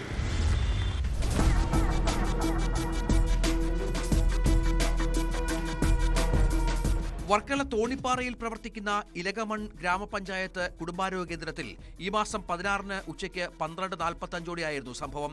സംഭവത്തെക്കുറിച്ച് പോലീസ് പറയുന്നത് ഇങ്ങനെ: പാലിയേറ്റീവ് കെയർ രോഗിയായ ഒരാളുടെ ആരോഗ്യസ്ഥിതി വഷളായതിനെ തുടർന്ന് ബന്ധുക്കൾ കുടുംബാരോഗ്യ കേന്ദ്രത്തിലെത്തിച്ചു. ഡോക്ടർ രോഗിയെ പരിശോധിച്ചതിനു ശേഷം ഓക്സിജന്റെ അളവ് വളരെ കുറവാണെന്നും ഉടൻ തന്നെ വർക്കല താലൂക്ക് ആശുപത്രിയിൽ എത്തിക്കണം എന്നും നിർദ്ദേശം നൽകി. ബന്ധുക്കൾ രോഗിയുമായി ആംബുലൻസിൽ പുറപ്പെട്ടെങ്കിലും പകുതി വഴിയിൽ അനക്കമില്ലാതായി ഗുരുതരമായതോടെ തിരികെ കുടുംബാരോഗ്യ കേന്ദ്രത്തിലേക്ക് എത്തിച്ചു. അപ്പോഴേക്കും രോഗിയുടെ ജീവൻ നഷ്ടമായിരുന്നു. മരിച്ച നിലയിൽ രോഗിയെ ആശുപത്രിയിൽ എത്തിച്ചതുകൊണ്ട് ഡോക്ടർ മൃതദേഹം ബന്ധുക്കൾക്ക് വിട്ടു നൽകാൻ തയ്യാറായില്ല. ചട്ടപ്രകാരം മൃതദേഹം പോലീസിന് മാത്രമേ വിട്ടു നൽകാൻ സാധിക്കൂവെന്ന് ഡോക്ടർ പറഞ്ഞു. ഇതോടെ വാർഡ് മെമ്പർമാരായ ലേഖ, ബിനു എന്നിവർ ഉൾപ്പെടെയുള്ള 5 അംഗ സംഘം ആശുപത്രിയിലെത്തി ഭീകരാന്തരീക്ഷം സൃഷ്ടിച്ചതായാണ് പരാതി.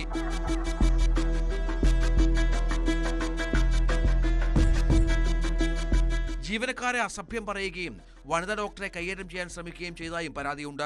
ആശുപത്രിയിലെ സാധന സാമഗ്രികൾ അടിച്ചു തകർത്തായും ഡോക്ടറും ജീവനക്കാരും പോലീസിന് മൊഴി നൽകി. തുടർന്നാണ് അയിരൂർ പോലീസ് പഞ്ചായത്ത് അംഗങ്ങൾ ഉൾപ്പെടെയുള്ള 5 പേർക്കെതിരെ കേസ് രജിസ്റ്റർ ചെയ്തത്.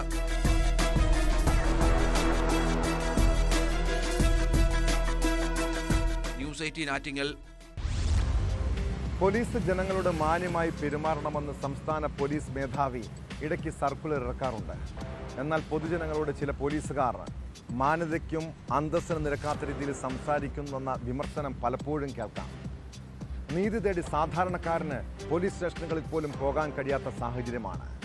ഇടുക്കി നെടുങ്കണ്ടം പോലീസ് സ്റ്റേഷനിൽ മൊഴി നൽകാനെത്തിയ ആരോഗ്യവകുപ്പ് പ്രവർത്തകരോട് അപമര്യാദയായി പെരുമാറിയതാണ് ഒടുവിലത്തെ പരാതി.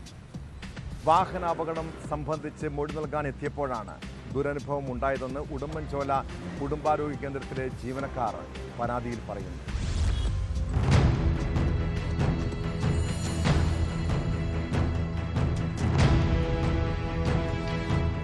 കഴിഞ്ഞ ദിവസം ഉടുമ്പൻചോല കുടുംബാരോഗ്യ കേന്ദ്രത്തിലെ ജീവനക്കാർ ജോലി കഴിഞ്ഞ് മടങ്ങവേ സഞ്ചരിച്ചിരുന്ന ഓട്ടോറിക്ഷ നെടുങ്കണ്ടം കാൽക്കൂന്തലിൽ വെച്ച് അപകടത്തിൽപ്പെട്ടിരുന്നു. ആരോഗ്യവകുപ്പ് ജീവനക്കാർ അല്ലാതെ മറ്റ് യാത്രക്കാരും വാഹനത്തിലുണ്ടായിരുന്നു. അപകടശേഷം ഇവർ നെടുങ്കണ്ടം താലൂക്ക് ആശുപത്രിയിൽ ചികിത്സ തേടി. ആശുപത്രിയിൽ നിന്ന് അപകടം സംബന്ധിച്ച വിവരം പോലീസിന് കൈമാറി. എന്നാൽ പരിക്കേറ്റവരുടെ മൊഴി രേഖപ്പെടുത്താൻ പോലീസ് ആശുപത്രിയിലെത്തിയില്ല. പകരം സ്റ്റേഷനിലേക്ക് വിളിച്ചു വരുത്തുകയാണ് ചെയ്തത്. സ്റ്റേഷനിൽ 3 മണിക്കൂറോളം ഇരുന്നിട്ടും ഇവരുടെ മൊഴി രേഖപ്പെടുത്തിയില്ലെന്നും അപമര്യാദയായി പെരുമാറിയെന്നുമാണ് ആരോപണം. ഞങ്ങളുടെ കൂടെ വേറെ ആളുണ്ടായിരുന്നതിന് ഒരുപാട് നേരം അങ്ങ് ഉദൂരം അടുത്തോട്ട് കൊണ്ടുപോയി അവിടെ ചെന്നാണ് അവരോട് ചോദിക്കുന്നത്. ഞങ്ങളോട് അവിടെ ഇരിക്കാൻ പറഞ്ഞു. ഞങ്ങളിരുന്നു. കുറച്ച് കഴിഞ്ഞപ്പോൾ നിങ്ങൾ പൊക്കോ, അവർ മാത്രം തന്നാൽ മതി എന്ന് പറഞ്ഞു. എന്നിട്ട് ഞങ്ങൾ പോയില്ല. അവരെ ഇട്ടിട്ട് ഞങ്ങൾക്ക് പോകാൻ പറ്റത്തില്ലല്ലോ. അവർ പോലീസുകാർ തന്നെ അവരോട് പറയാ ഇവർക്ക് കംപ്ലൈന്റ് ഒന്നും ഇല്ലെന്ന് പറഞ്ഞ് ഞങ്ങളെല്ലാവരും പോയി. നിങ്ങൾക്ക് മാത്രം ഉള്ളെന്ന് പറഞ്ഞപ്പോൾ അവർക്ക് ഒത്തിരി വിഷമമായി. ഞങ്ങൾ പറഞ്ഞു ഞങ്ങൾ നിങ്ങളുടെ കൂടെ ഉള്ളതാന്ന് പറഞ്ഞു. അത് കഴിഞ്ഞിട്ട് പിന്നെ ഇവർ ഞങ്ങളെ ഒന്നും വിളിച്ചില്ല. കേസ് ഒത്തുതീർപ്പായെന്നും പറഞ്ഞുകൊണ്ട് രാത്രിയില്ല അവർ കേസില്ലെന്നും ഒത്തുതീർപ്പല്ല അവർ കേസില്ലെന്നും പറഞ്ഞുകൊണ്ട് ഈ ലീലാമയെന്ന് പറഞ്ഞ ആൾ എന്നെ ബാക്കി എൻ്റെ കൂടെ ഉണ്ടായിരുന്നവരെ എല്ലാം വിളിച്ചു. സ്റ്റേഷനിൽ ഉണ്ടായിരുന്ന വനിതാ ജീവനക്കാരി ഇവർക്കൊപ്പം യാത്ര ചെയ്തിരുന്ന മറ്റൊരാളെ മാത്രം വിളിച്ച് വിവരങ്ങൾ തിരക്കുകയും പിന്നീട് കേസിൽ നിന്ന് പിന്മാറണമെന്ന് ഇവരോട് ആവശ്യപ്പെടുകയുമായിരുന്നു. കേസെടുക്കാൻ ആവില്ലെന്നും അറിയിച്ചു. പരാതി പിൻവലിക്കുന്നതിനായി ഭീഷണിപ്പെടുത്തിയതായും ഇവർ ആരോപിക്കുന്നു. ഇത് സംബന്ധിച്ച് ഉടുമ്പൻചോല കുടുംബാരോഗ്യ കേന്ദ്രത്തിലെ ജീവനക്കാരും സംഭവത്തിൽ പരിക്കേറ്റവരുമായ ചന്ദ്രവല്ലിയമ്മ, ബ്ലസി, മാർട്ടിൻ, റംലത്ത് ബീവി എന്നിവർ ആരോഗ്യവകുപ്പിന് പരാതി നൽകി.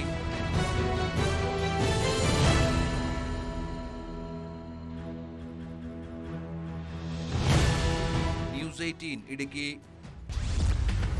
കൊല്ലം ചടയമംഗലത്ത് പ്രവർത്തിക്കുന്ന മൊബൈൽ ഷോപ്പിൽ നിന്നും മൊബൈൽ ഫോണുകളും ലാപ്ടോപ്പും മോഷണം പോയ കേസാണ് പോലീസ് പട്രോളിനെ പരിശോധിക്കുന്നത്. കേസിൽ ഒളിവിൽ പോയിരുന്ന മുഖ്യപ്രതി ജസീം പിടിയിലായി. കല്ലമ്പലം സ്വദേശികളായ അല്ലമീൻ, മുഹമ്മദ് ആഷിഖ്, മുഹമ്മദ് ഇർഫാൻ എന്നിവരെ നേരത്തെ പിടികൂടി റിമാൻഡ് ചെയ്തിരുന്നു. 100-ൽ പരം CCTV ദൃശ്യങ്ങൾ പരിശോധിച്ചാണ് പോലീസ് മുഴുവൻ പ്രതികളെയും പൊക്കിയത്. പ്രതികളിൽ ഒരാൾ എഞ്ചിനീയറിംഗ് വിദ്യാർത്ഥിയാണ്.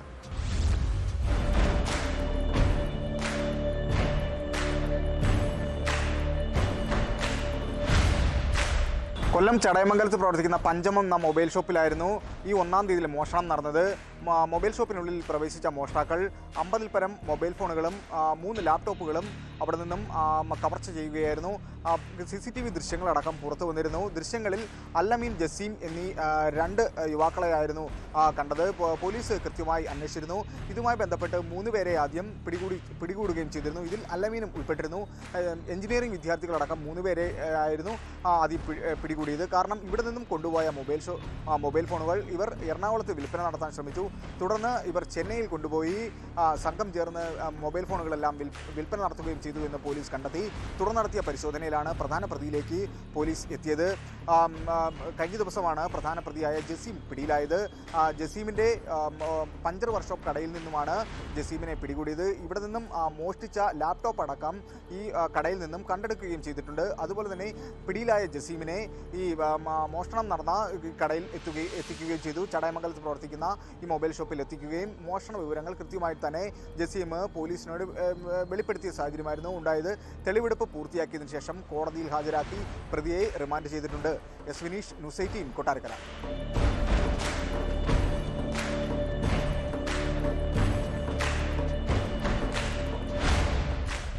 പാലക്കാട് ടെസ്റ്റ് ഡ്രൈവിങ്ങിനിടെ ബുള്ളറ്റുമായി കടന്നു കളഞ്ഞ യുവാവ്. പട്ടാമ്പി വല്ലപ്പുഴയിലാണ് സംഭവം. ചൂരക്കോട് സ്വദേശി ഷാഫിയുടെ പരാതിയിൽ പട്ടാമ്പി പോലീസ് നടത്തിയ അന്വേഷണത്തിലാണ് കോഴിക്കോട് ഫറൂഖ് സ്വദേശി മുനീർ പിടിയിലായത്.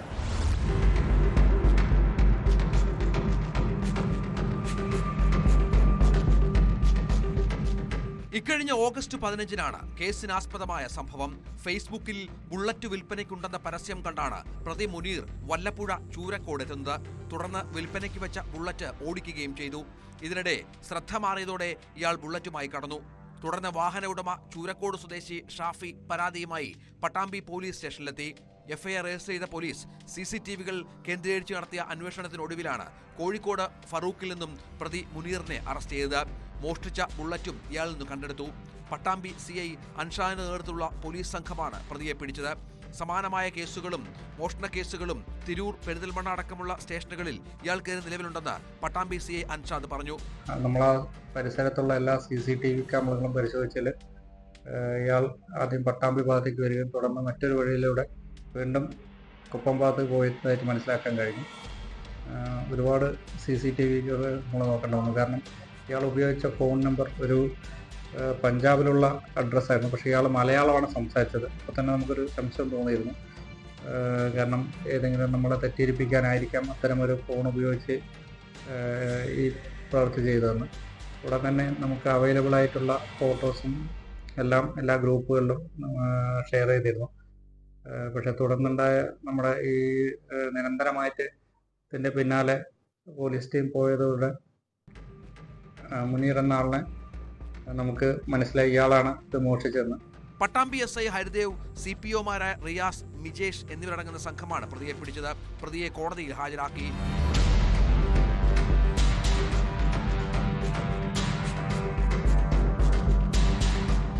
ന്യൂസ് 18 പട്ടാമ്പി. കുറ്റകൃത്യങ്ങളുടെ മറ്റു ചില വാർത്തകൾ ചുരുക്കത്തിൽ. തിരുവനന്തപുരത്ത് പോലീസുകാരനെ കുത്തിപ്പരിക്കേൽപ്പിച്ച പ്രതി പിടിയിൽ. വലിയതുറ സ്റ്റേഷനിലെ പോലീസുകാരൻ മനുവിനെ കുത്തിയ പാറോട്ടുകോണം സ്വദേശി സജീവാണ് അറസ്റ്റിലായത്. കളമശ്ശേരി മെഡിക്കൽ കോളേജിൽ വൈദ്യപരിശോധനയ്ക്കിടെ രക്ഷപ്പെട്ട മോഷണക്കേസ് പ്രതി പിടിയിൽ. തൃക്കാക്കര പോലീസിന്റെ കസ്റ്റഡിയിൽ നിന്ന് ചാടിപ്പോയ ബംഗാൾ സ്വദേശി അസദുള്ളയാണ് പിടിയിലായത്.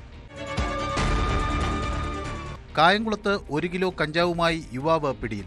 പിടിയിലായത് എരുവയിൽ വാടകയ്ക്ക് താമസിക്കുന്ന കൊല്ലം വടക്കേവിള സ്വദേശി നിഹാസ്. കോതമംഗലത്ത് 3 കിലോ കഞ്ചാവുമായി അതിഥി തൊഴിലാളി എക്സൈസിന്റെ പിടിയിലായി. ബംഗാൾ സ്വദേശി അനാറുൽ ഷെയ്ഖാണ് പിടിയിലായത്. പാലക്കാട് സ്റ്റേഡിയം ബസ് സ്റ്റാൻഡ് പരിസരത്തു നിന്ന് സ്കൂട്ടർ മോഷ്ടിച്ച കേസിൽ പ്രതി പിടിയിൽ. അറസ്റ്റിലായത് തഞ്ചാവൂർ സ്വദേശി കണ്ണൻ.